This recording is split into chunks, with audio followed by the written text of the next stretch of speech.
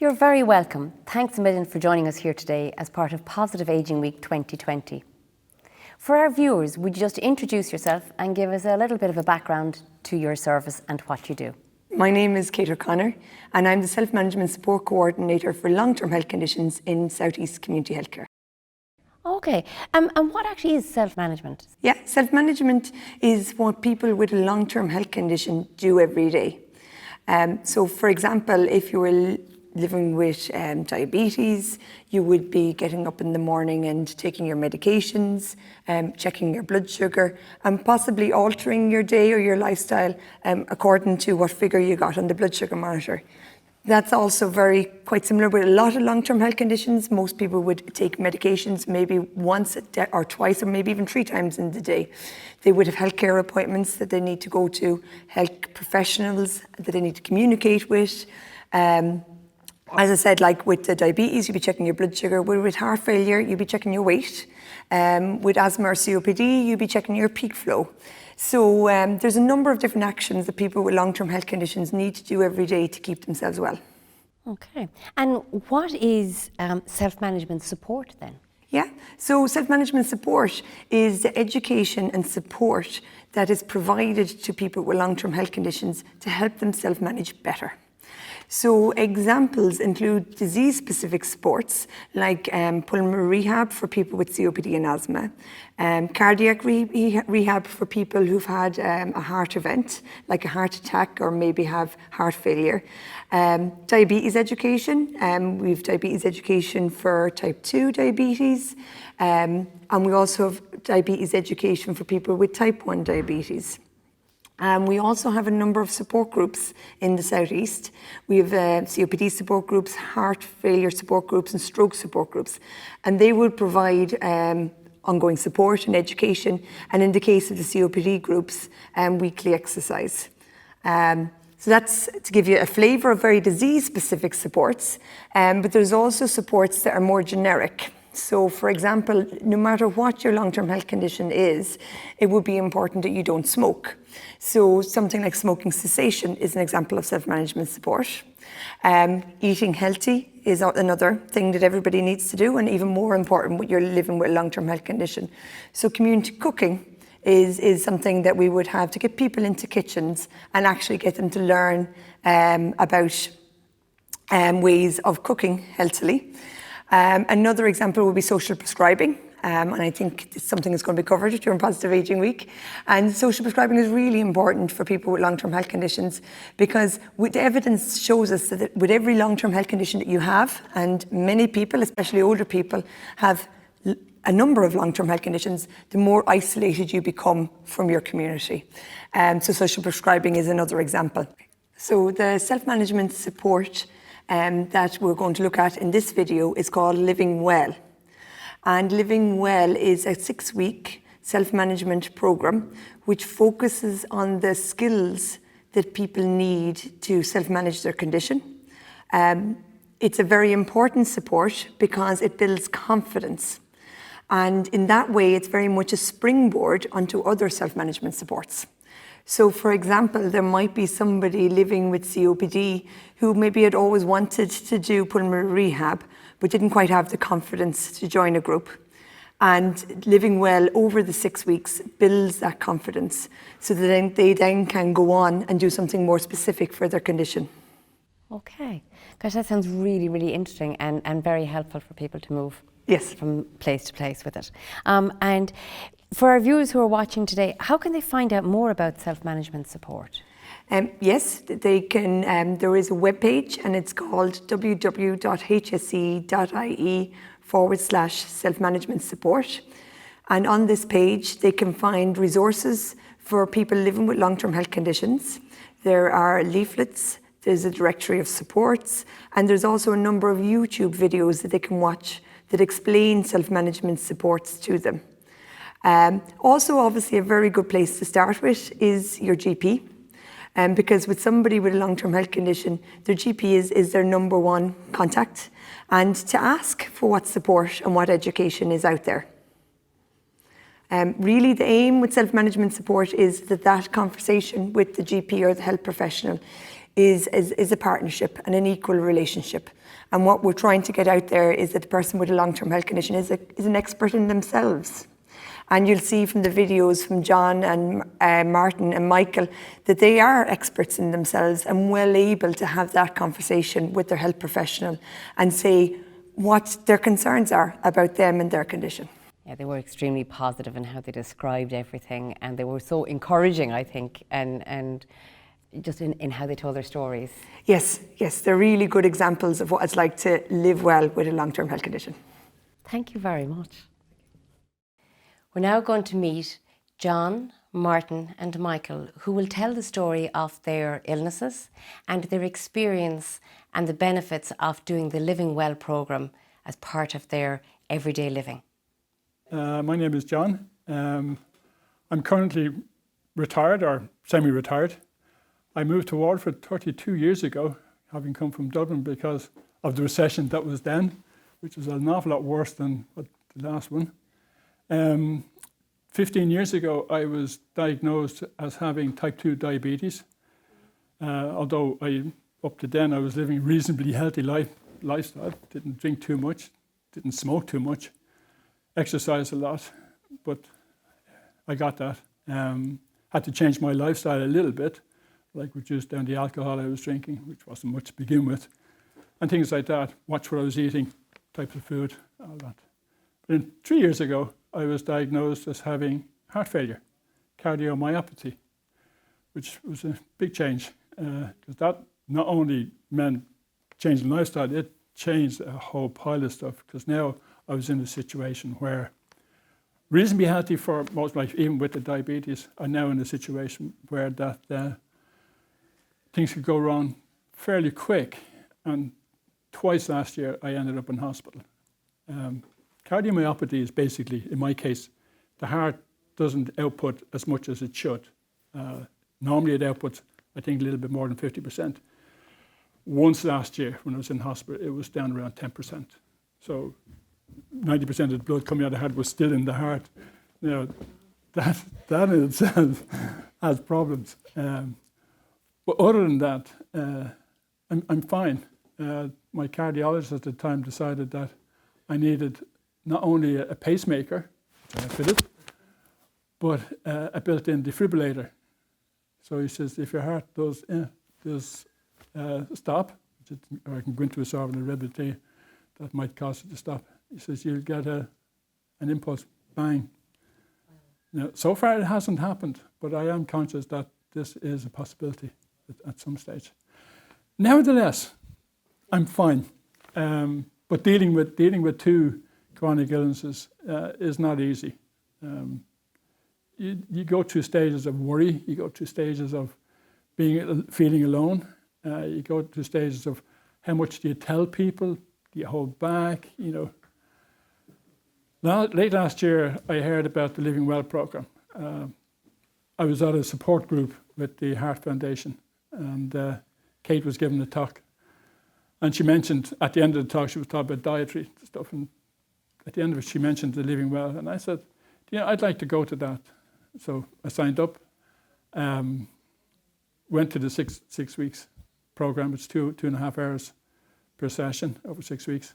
Went to that, learned an awful lot from it, learned through all of the things that you go through having a chronic illness, learned about, in dealing with a chronic illness, learning about the tools that you can adopt, things like dealing with emotions, communication, setting action plans, all of that. I think there's 12 key points. Some I actually forget what they are. But we learned from that, and the person delivering that was a person with a chronic illness. So I could relate to him, which was great. We could talk about things that we felt. When he said, you'll go through this emotion, I said, yeah, I've already gone through that, and I knew about it, right? So one of the biggest things I learned was communicating to people. Look, I have a heart failure problem. I also have diabetes. On a scale of 1 to 10, the diabetes is down around 1 or 2 because it's managed reasonably well. And one local recent test from a nurse who was new to me as a patient was testing me for heart failure, but she'd done a blood test. And she says, if you're not careful, she says, you might become a diabetic. I said, I'm already diabetic for the last 10 years. She says, well, you're managing it very well. That's the case. So on the heart failure, it's more up around sort of 7 or 8 as a thing to worry about. But having done the living well, I enjoyed it. Mentally, I'm in a much better place. I still have the illness, but having the illness is part of life for me. I take a bucket load of pills every day, but it's like the same as getting up in the morning and having a shower and getting dressed. It's part of life. That's what I do. I do the exercise that I should do. When I hit a moment that I just don't feel right mentally or like that, I can say to people, look, you're going to have to do something without me today. I'm just not up to it today. And this is the reason why. I'm feeling a bit down, I'm a bit worried about it, whatever, but I know how to address it. So I'll be fine tomorrow, I might be fine later on. So that's how I do. Because I enjoyed it so much, I actually went back to Kate and I said, look, if you're looking for volunteers to deliver this, I can do this because I'm retired. So she said, okay. So she got me trained to facilitate it. And I was planned to have delivered early in the year, mid-year, but COVID-19 hit in. So they had to stop the face-to-face, and then they had to try and do it by some other means. So now they're doing it online using Zoom. So I had to get trained on how to deliver it by Zoom. And that took time because when the training set in, I put me down for it just to get trained on Zoom. I ended up having an issue that had to be into hospital. So on one of the days, so I said, look, I can't make this particular lesson. So they said, okay, hold off on the 4 of them and 3 of them, and we'll repeat it again. So I had to do that, which put it a bit later. But yeah, now I'm trained facilitator, and I've been trained to deliver it by Zoom. And I deliver it tomorrow as my first one. Incredible. Absolutely incredible. If I was to give a description, I would say you are a man who is living life to the absolute full. Absolutely. I said to a friend of mine many years ago, she was from Belarus, and we were talking about different kinds of people, and I said there's 2 types of people that really enjoy themselves. One is children, and the other is grandparents. If you go to a beach, you'll see the grandparents and children making sandcastles. And the reason being, I said, when you become a grandparent, when you become aged, you've already gone through all the experiences of life. Nothing is thrown at you that you can't take care of. You don't worry about things, on an ongoing basis. So you enjoy life more, and you know that if you do something weird or, off the ball, people will say, oh, he's an alpha. so you can get on with life and enjoy it. Yeah, but you obviously have a beautiful way of communicating with people, and you make it very safe and welcoming for them to come to you as well. Yeah, and they love doing it. And I put it down to things like that. To my own father. My own father was a labourer, and I have a great photograph at home, which I'll explain later. But he worked at sort of construction and building and all that. But if anything went wrong with what he had at home, he'd have a go at fixing himself, including fixing televisions. As a television broke, I remember back in the 60s, when television were that prominent, you had television, it stopped working. And he'd open up the back and he'd look around and he'd sort of see what's not working. And he'd say, okay, I think that's what that is. He'd unplug it, pull out the thing. He'd go into an electric shop. He says, I think I need one of these. They'd plug it in, the television would work. And he would do the same with motorbikes and stuff like that. So I did learn. I got great training as a younger person. And I got training in a whole pile of different disciplines. My first real job was an apprentice in tool making and fitting, that kind of stuff. But throughout the years, in different aspects, I've done marketing, I've done public relations, advertising. I have a master's in the management of international business. I've managed companies. I've had my own company twice, 2 of them. And I've been in training, and I'm a qualified trainer, but I think that's the word that's used. Yeah. So I was able to gather up all this, and 15 years ago, set up my own consultancy business to help companies get started. In the process of doing that, I set up 2 companies. One in the field of aged. It was called Seniors at Home, and it was a technology device to cater for people living on their own, which was launched back around 2008. It had a limited life because it was technology at the time, just wasn't what people wanted, and then they couldn't figure out who was to pay for it. So it wasn't cheap. So we stopped it. But it was enjoyed doing it. Went to a lot of conferences on aging, and learned a lot. Learned that, according to the World Health Organization, is when you get 50, you start to go downhill. Oh my God, you are an advertisement for the fact that life just can be out there if you run and grab it. Getting old is a privilege, and I really look forward. And I love doing the things that allows me to do it, that I don't have to be at an office every morning at 8 o'clock, that I can pick in time and go for walks and look at the ducks. And I used to say to people, listen to the birds when you go out, because it's amazing to actually see them go around. Try and distinguish which bird is which, and that's great to do that. So I enjoy life. My wife will be retiring soon, and we'll have the next another chapter, and we'll have fun together. I'm Martin. I'm 62 years of age. I'm a retired chef after 46 years. I'm living with 2 critical illnesses, one of them being a heart issue. 8 years ago, I had open heart surgery and valve replacement, and I now have a defibrillator fitted.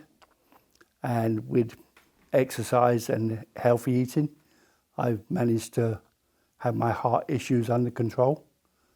And last year I got diagnosed with cancer of the bile duct, and a year today I went under surgery and came through the surgery very, very well. And I think I came through it because I have such a positive outlook in life. And from there, I went through the whole chemo, and I had to go through the chemo towards the beginning of the COVID scare. And I still had to go in to have the chemo done. So that was kind of a worrying thing, that I had to leave. They're telling me to cocoon at home, and you have to go in and do the chemo, but you have to do the chemo. You can't not do it. So, but 2 months ago I got the all clear for that, and I'm now cancer free. So long may it continue. Oh my gosh, that's incredible to have done and been through all of that. Yeah. So tell me, how did you come into then the Living Well program? The Living Well program I came into because I'm part of the heart failure group, and the heart failure group wanted some people to get involved in the Living Well. And because I have an interest, in fact, of being a chef, that got me into the eating well. And I got talking to the people who do the Living Well, and I ran a course for our own group before the COVID shut down, and I taught 12 people how to cook. These were people who had never had to cook for themselves, got a bit older and suddenly found themselves on their own, without their wives, without their husbands. And more so for the men, we found a lot of the men just could not cook. So they'd go off and grab a healthy dinner full of salt and full of everything else. So I just taught them the basics on how to cook. I taught them how to make brown breads and how to make soups and how to make a spaghetti bolognese or a curry from scratch, and also not to use any salt. So I then had to teach them how to cook without salt and try and explain to them that cooking without salt is more of an education of the palate, because your palate craves salt. The more you give it, the more it wants. So you have to teach people, and I teach people how to cook through herbs, how to cook through spices. And whereas the automatic thing is just to throw salt into something, and me as a chef was the world's worst, because you put salt in by the bucketful because you're using it as a preservative as well. So salt would be a major thing in us with chefs. So I then had to re-educate myself in how to actually, because I couldn't have salt, because salt is the enemy of people with heart issues. So you have to take that on board. So I then I live on my own now. So I have a little herb garden out the back where I grow all my own herbs. And because of the fact that I wouldn't be as mobile as I used to, I have them up on benches and on boxes so that I have everything in a box. So I have 8 different boxes and I have all different herbs and spices that I'm growing. So the COVID thing got me more into this. Whereas before I used to have maybe a basil plant or rosemary. Now I have basil, I have lavender, I have lemon sherbet for lemon tea. I have all different kinds of herbs and spices, which I now use all the time. And my house is now a salt-free house. And it's also a processed food free house. I don't buy any processed foods. I don't buy rashers and sausages, anything that's produced where they put in a lot of salt content into the issues. I don't use any of that. So that is a thing that kind of, it really has taken over my whole being and gave me something to do. I did a program on how to cook without salt and how to make the food tasty, because a lot of people think if you cook without salt, it becomes bland, but it doesn't need to. If you, with the right herbs and spices, and it's not even so much the herbs and spices, it's the herbs and spices that you like. I mean, herbs and spices I like could be totally different. Like if you take coriander is like Marmite. You either love it or you hate it. There is no happy medium with it. And I dislike coriander immensely. But you find it in everything, especially Indian foods, Indian spices, Thai food, Thai spices. There's a lot of coriander involved in that. So you have to you substitute a herb that you like for something that they say you should put into this dish. As a chef, not only as a human being had you to re-educate yourself for your health, but then as a chef. Yeah. I had to re-educate my whole way of thinking. Everything that I'd been taught. I mean, I've been into chefing when I was 15. I've never done anything else. I've been a chef throughout my whole working life. So that's all I've known. And I've only known what I initially got taught and then embellished on that and built on that. So it's then you've got to learn how to get away from that. I mean, when I was 50, I went back to college, and I'd never been to college in my life. I'd been through the apprentice system, so you learn in-house. And when I was 50, I decided to go back to college, and I did a degree in advanced culinary arts. And I didn't do that to get myself a better job I did it because for my own self-worth. And that's what I found. I had to find something for me. And that, again, that educated me a little bit, but nothing compared to when I got my heart issues. I got my heart issues just after that. So everything I'd learnt, I had to forget about. Yeah, and even when initially 10 years ago, there wasn't as much support out there as there is now. So you've got to learn and find out where the support is. So you have to push, you have to look for the openings, look where the support is. Now, 10 years later, there's a lot more support out there. There's a lot of places you can go to get help, to get advice. So the Irish Heart Foundation, them talk people, the cancer people have an awful lot of people help and helplines, especially if you want to eat healthy, how to eat healthy. You go onto the Irish Heart Foundation websites and they have recipes and menus for people who have various conditions and of all, not just my heart problems, but all types of issues out there. But I think, Martin, the fact that as a chef you have done all this retraining even yourself and then going out to help other people now and teaching and re-educating them, I think it's fantastic, because the fact that you've been through what some of them have been through, maybe different aspects, yes, but you've been through a similar experience. And you've had to relearn. Yeah. You must be an amazing person for them to be in a room with, to learn. Well, I figured that I have all this information, and for years I was the angry chef. I was the archetypal type of chef you have to be to get on or to push yourself on. But then you realise you've got so much more to give people.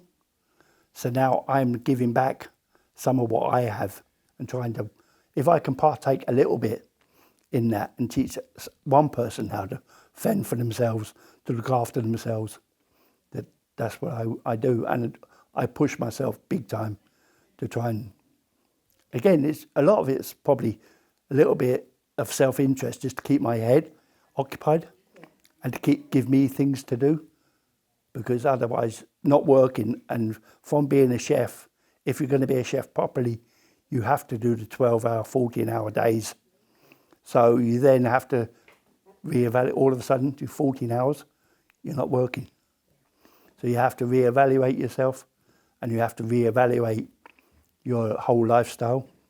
So it sounds like you're on a whole new chapter, but it's actually showing others how to get out there and live life and learn to keep themselves. I'd like to think so. I like to think I'm giving on some of what I have out there, and readjusting my own life cycle has taken a few curves along the way. I mean, I lost my own wife through cancer 14 years ago, so I had an 8-year-old daughter to bring up, and that reevaluated me as well. That I had to then have to teach her how to be a mother and a father to her.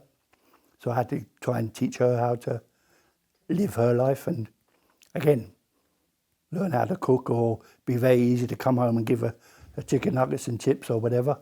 Or could you come home and make chicken nuggets from scratch, from fresh?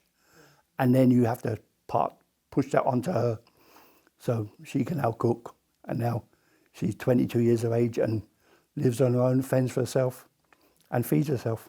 That's incredible. So I don't think you can ask much more than that. My name is Michael Lane. I'm retired for the past 8 years, and during most of that time I had enjoyed very good health. I was involved in going to the gym 3 times a week. I was swimming, golfing, and apart from this kind of thing, basal cell skin cancer, I knew that that I had been very fortunate that I had good health that I had. So I used to go to my dermatologist every 6 months, go to my GP every 6 months, get a blood test, and as far as I was concerned, I was taking good care of myself.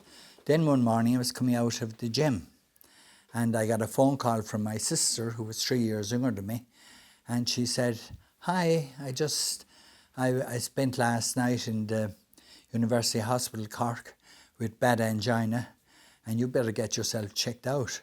And very soon I was inside the coffee shop, and I was talking to a friend of mine, and he said, I wouldn't bother with that, I just take it for granted. But I went to my GP, and he said, "Look, we'll just do the ordinary dye tests, non-invasive and so on," and it was fine. And then he sent me to the cardiologist, and the cardiologist said, we'll do an angiogram.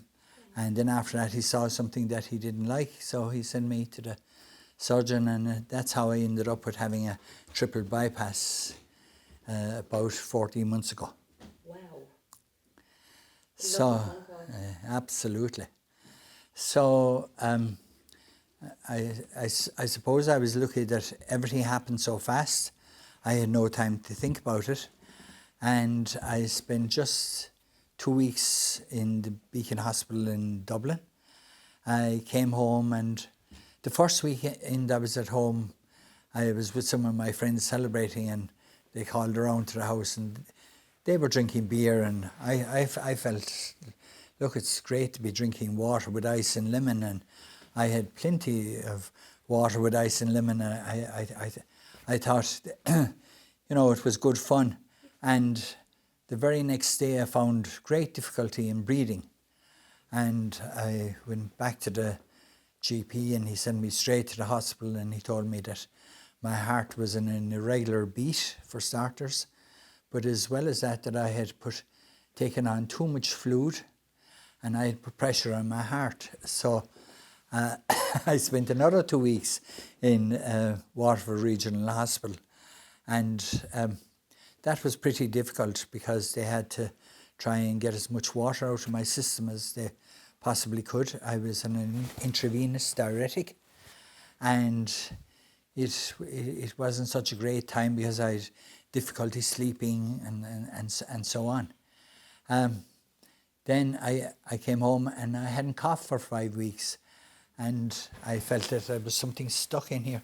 And then I was phoning my daughter one night, and she said, "Do you know, you should take a little bit of white bread?" And I did, and wham, I seemed to get up some bit of phlegm, and I was getting a flame up and I was coughing, and the doctor said, "Look, we take you back again to hospital." And the last time I'd been there, they had shocked my heart back into shape, and they said, "Your heart has gone irregular again." So I went back. They started to cough and the phlegm out straight away, but then they fixed my heart, and thanks be to God, it's still beating in a regular form at the moment. So I'm managing away. Was it after that then that you discovered the Living Well programme?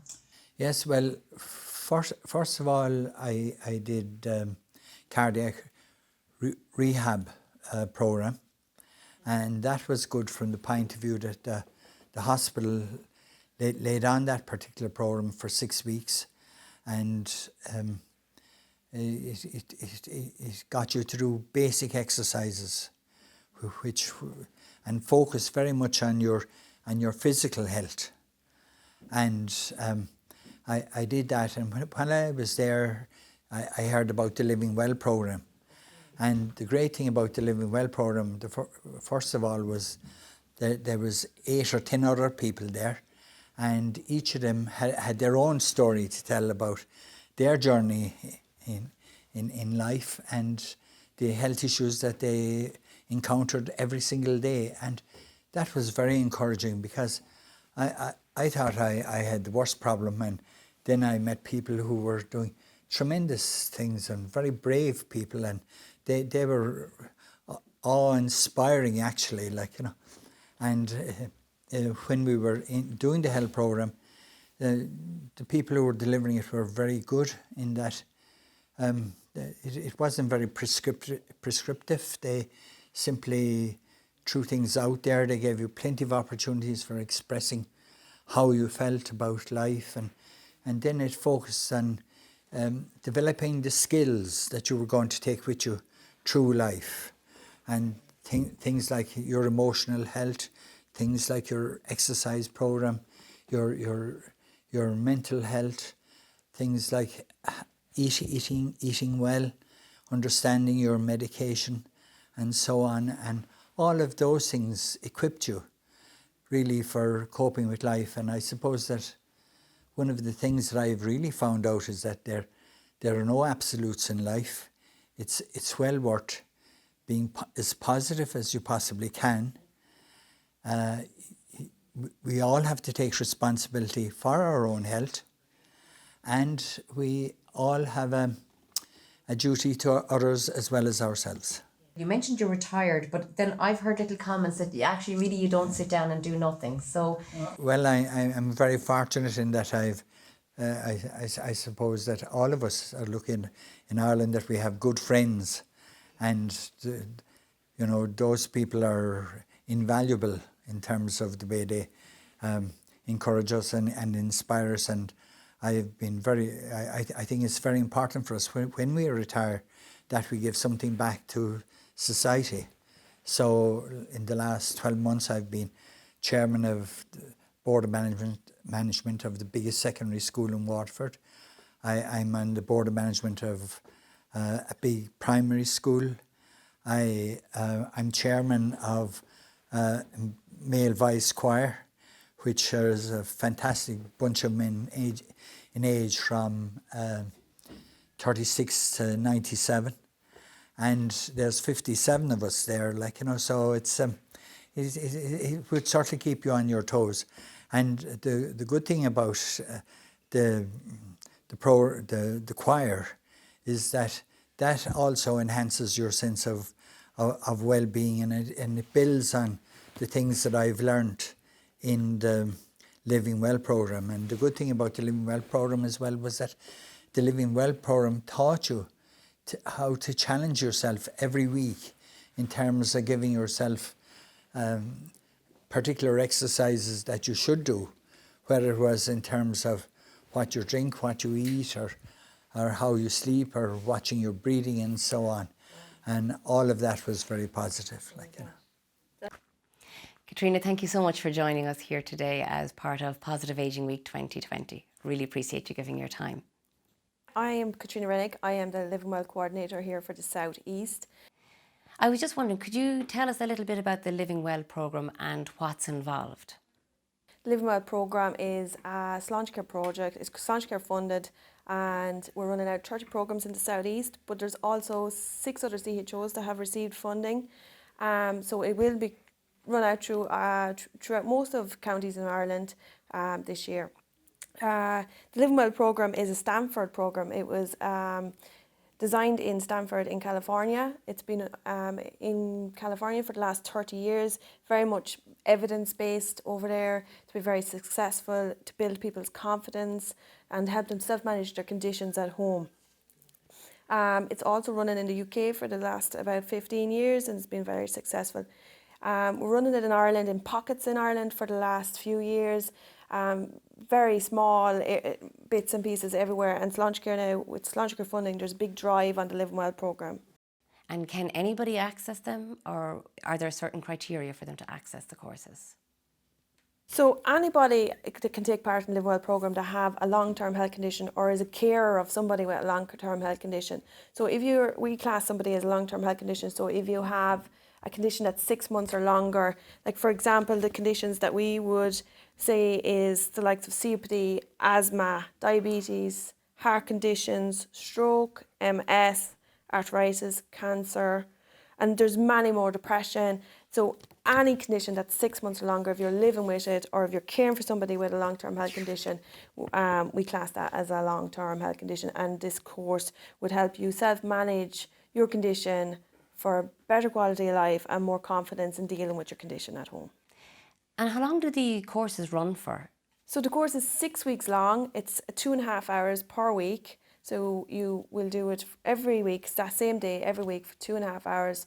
It's a free programme. We also send out a chronic disease book. So you have that on hand whenever you want to just flick back and look up a topic. So it covers every topic that you could think of to help you deal with your health condition. And at the moment, can people do these via Zoom or? So at the moment, we're doing them by Zoom. So we will be doing face-to-face eventually again, but at the moment there'll be 2 facilitators that will do it by Zoom for the 6 weeks. We will go through the one-to-one Zoom session with yourself before you do the class. So if you have any issues with Zoom, we will go through all the areas and get you up and going before the programme starts. And tell me, how can people contact you then to find out a little bit more about the Living Well programme? Yeah, so if you're looking to find out more information, or if you're just looking for a brochure or anything, if you just contact myself on 087 293 9881. We also have a website and an email address that will be put up later on that you can contact us on. Oh yeah? So you mentioned that there's 2 facilitators. Yep, so the 2 facilitators, one is somebody with a long-term health condition. Always there will be somebody with a long-term health condition that will facilitate, and the other may be a health care professional or somebody else with a long-term health condition. So that will always be the case, that one person will have a long-term health condition, and then the second facilitator will either be a health care professional or. Okay, so I can identify with the person if I'm a long-term. So anybody doing the course, the facilitator is in the same shoes and knows what it's like to live with a long-term health condition. And what are some of the topics that come up in the course? Yeah, so some of the topics that we cover is so using your mind to manage your symptoms. So there's different techniques that we can use to help us manage our symptoms by just using some mind techniques. Then we go through fatigue, most people with a long-term healthcare condition would have fatigue issues. That seems to be across the board with most conditions. So we go through how to get a good night's sleep and how to manage your fatigue. We also go through action plans. So every week you'll do an action plan of something that you want to take on board. So your action plan could be that your physio is after telling you to do 10 of these exercises a week, but you're finding that they're too hard. So you will make an action plan that will make it achievable for you. Then we go into dealing with difficult emotions. We'll look at physical activity and also exercise and preventing falls. We go through decision making. So if you have a very difficult decision to make, there's a technique that we can go through to help you feel better about making that decision that's right for you. We go through pain management and healthy eating, which are all very important. We have better breathing to help. With better breathing, especially if you have the likes of COPD or asthma, there's techniques to help you breathe better. We go through reading food labels, which a lot of people don't understand the basics of reading a food label. Even myself, I was shocked of some of the labels when I was looking at them. Communication skills, and that's not just communicating with your healthcare professional, that's also communicating with your family. That if you don't feel like going out today, but your family don't realise it's because you're feeling very unwell, that how to communicate that to them so they can understand better and they can help you instead of you feeling bad that you're just letting somebody down. We also go through medication management, how to get your medication on track and how to remember when to take your pills. Positive thinking, so dealing with your difficult emotions or your mood or you're feeling depressed. So to turn that negative thought into a positive, instead of saying, no, I can't do it, well, I can, I just have to alter it a bit. We also go through making informed treatment decisions and planning for your future. That's brilliant. Thank you very much.